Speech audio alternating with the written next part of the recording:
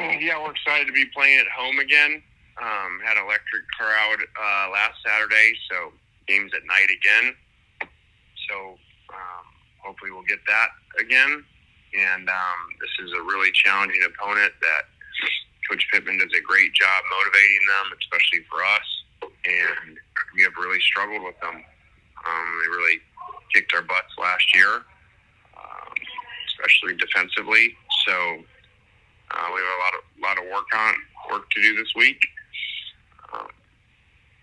To play a really tough physical team. For questions, press 10, and we'll begin with Bob Holder, the Arkansas Democrat Gazette. Hey, Lane, how you doing? I don't think Judkins had missed any games before last week, but I know his numbers weren't anywhere close to what they were last year. I'm assuming he maybe was dealing with some injuries or something, but what was going on with him through, like, the first 4 games, and then what changed such huge numbers? Well, he was hurt. He got hurt in the Tulane game, and then he pushed himself to play the next week and was not full strength at all. And our running game was working a lot better. We were making first downs, which helps our tempo in the run game, and ended up giving him the ball a lot.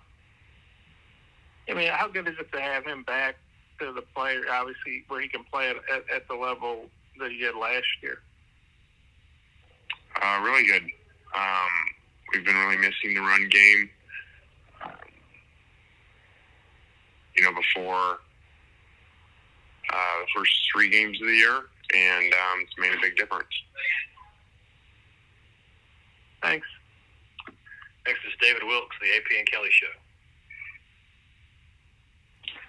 Hey, Coach. What are the keys to getting off to a good start and controlling the pace? What are the keys to getting off to a good start and controlling the pace against a team wants to impose their physicality to the run game?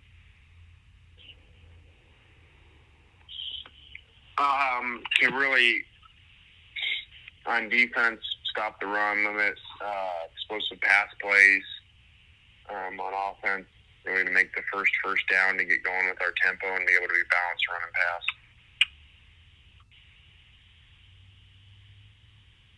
Okay, thank you. And could you just talk about the impact Trey Harris has had and what you envision for him for the rest of the season, having come back from injury, and now he seems to be fully healthy? Yeah, I think what's awesome is I don't even think he was fully healthy Saturday. So I think when he is, he's one of the best receivers in the whole country, and his touchdown percentages by play time are off the charts. Whatever it is, 16 catches to 6 touchdowns, I think, or something like that. Ridiculous. So something that's been really encouraging. Was a big part of my struggle with the whole Alabama game situation was not having 2 of our most critical guys at full strength for that game. So it was great to have them back last week. Obviously a big part of 700 yards. Thank you, Coach. Yeah. Next is Steve Moulton at WZZN. Coach, always appreciate the time that you give us here weekly. So if I heard you right in your press conference earlier in the week, you said that the pep talk that you gave to the offense, you're giving to the defense this week. So is that you that gives that pep talk, or who gave the pep talk to the offense last week, Coach? I just tell them, hey, we got to practice hard. We got to clean up details. That was really embarrassing performance in Tuscaloosa. And so I'm not saying that's why it worked, but they responded. And this week said, hey, we got to make sure this is an outlier because we've played really good scoring defense this year before last week. So, we got to make sure that was just an outlier. Of us playing really bad and playing what I believe is the best offensive personnel in the country.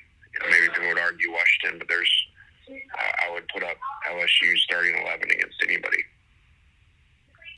In taking a look on the tape, was that more of scheme, just not being in the right defense, or was that just a guy out executing another guy? Well, I think when you get up to whatever they had, we had 700 yards, whatever it was,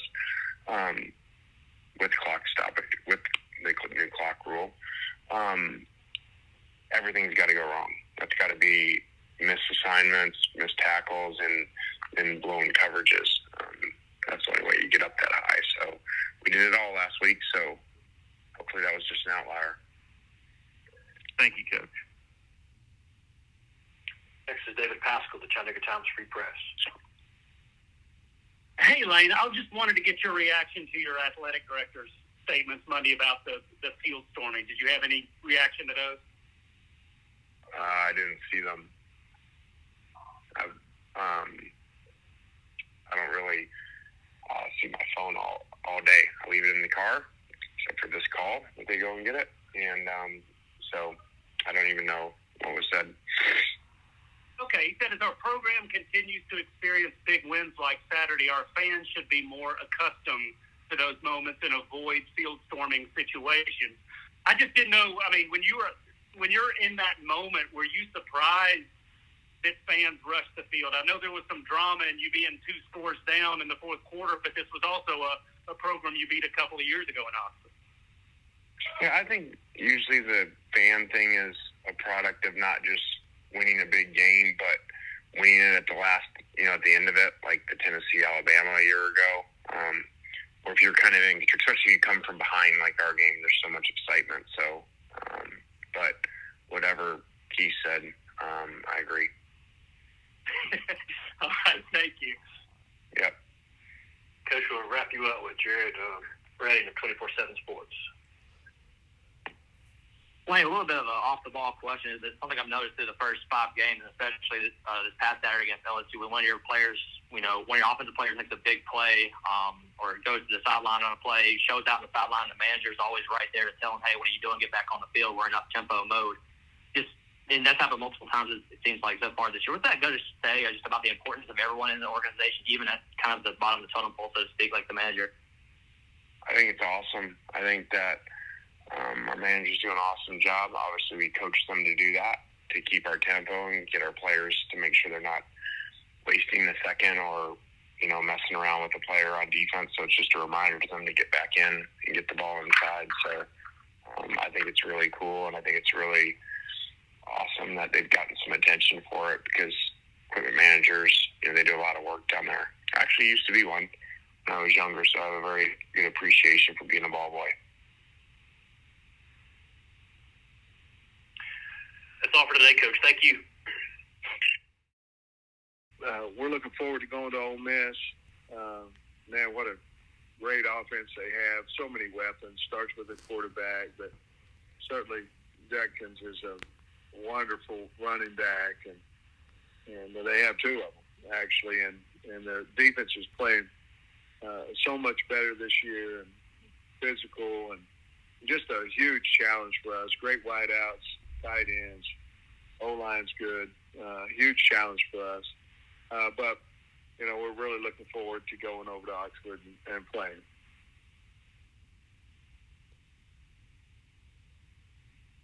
First up is Dan Harrelson of USA Today Sports. Hey, Coach. Hope you're doing well.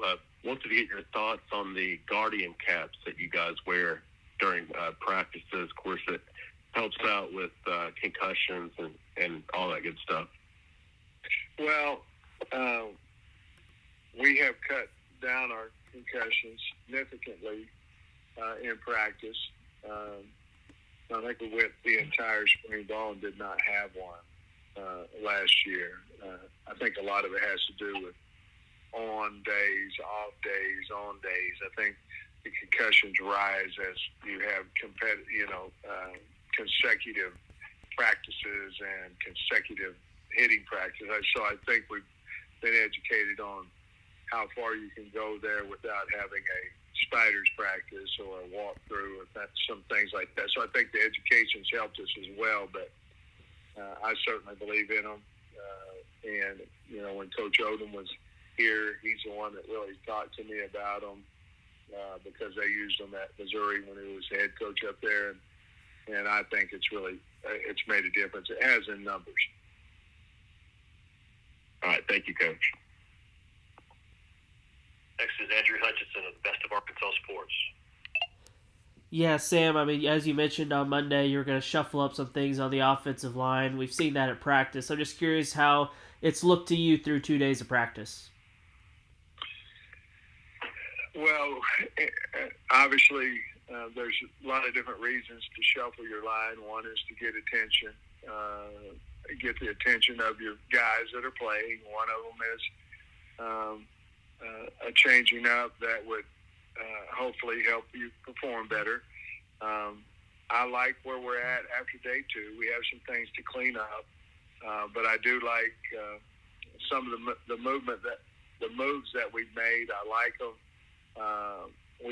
We're a work in progress, but I think we can get there by Saturday and what we want to get accomplished. And one of those moves is Kudus getting a look at center. I'm just curious how comfortable you are with him if you do make that move, him being a young guy making his first start at a new position on the road in a tough environment like Ole Miss this weekend. Well, I mean, I wouldn't have moved him in there if I didn't think he could do it. So I'm comfortable with how he's looked in practice. Obviously, Bo still has that opportunity to play there as well, but I'm comfortable with how he was excited to move in there. I think he wants to be the center, which obviously makes a big deal. But I'm comfortable with his first 2 practice days. I thought it went well on Monday. We had a little bit more noise. That takes a little bit to get used to because it's just different. When you clap and have noise, it's different than if you say "said hut." And so those things are just something he's got to get used to, and he's working awful hard at it. Thanks, Coach. Next is Jackson Fuller of the Southwest Times Record. Yeah, good morning, Sam. Just curious, 2 days through practice without Luke, what have you seen from the tight ends? And, how much does the offense, kind of change without him? Does it change? And, what adjustments do you guys have to make missing him this week? Well, I don't, the change in the offense would be due to we just have to get better, So some of the things that we might do would be going into that. We're very comfortable with the other tight ends that we have. Sometimes opportunity, you'll find out more about a guy than obviously if he's standing over the sideline. So I'm very comfortable with the tight ends we have. Or will we change some? We might because, we always do a little bit, just trying to attack the defense that we're getting ready to play. But very comfortable with how it's gone the first 2 days, and obviously very sorry that we don't have Luke. It's just a great kid, but we'll go ahead and I don't know who's on there, but somebody's whispering. But anyway, we're going to be fine, and we haven't changed much. Yeah, and you mentioned on Monday with the tight ends that it was an open competition. Is that something that's going to carry over into maybe the first quarter, second quarter of Ole Miss too, to see who's got the hot hand, or would you like to kind of have some sort of rotation established going into the game before you get there? Yeah, and we do. If there is rotation, we have that established every Saturday. So to answer your question, it's a good question. To answer your question, we'll make our decision on Friday after we've looked at all the tape and all those type things, and then we'll have a plan on how to do it. That competition, at least for that game, will be over throughout the week's work, and then go from there. Thank you, Sam. Next will be Tom Murphy, the Arkansas Democrat-Gazette. Hey, Sam, backup linebackers got more reps against A&M than maybe they had the last couple of games. I'm wondering, and they were involved in 2 takeaways as well. I'm wondering what you make of maybe the overall depth and what you're getting at linebacker right now. Well, I think we figured out that we can't play an extreme amount of reps in a row with any of our linebackers. And so which is not a negative. It's just we play better if we're able to play faster and harder like anybody would. But obviously 28 is a guy. Jaheim is a guy that's probably our most consistent right now. But I've liked where Greer's coming. He's finally healthy, so that certainly helps. His Spence, I think he played 11 plays the other day in big personnel, 12 personnel, and of course Cook is a guy that's playing anywhere from 11 to 20 plays a game. So it's just keeping this pressure out there when Pooh and Jaheim are out there. But I have liked the progress.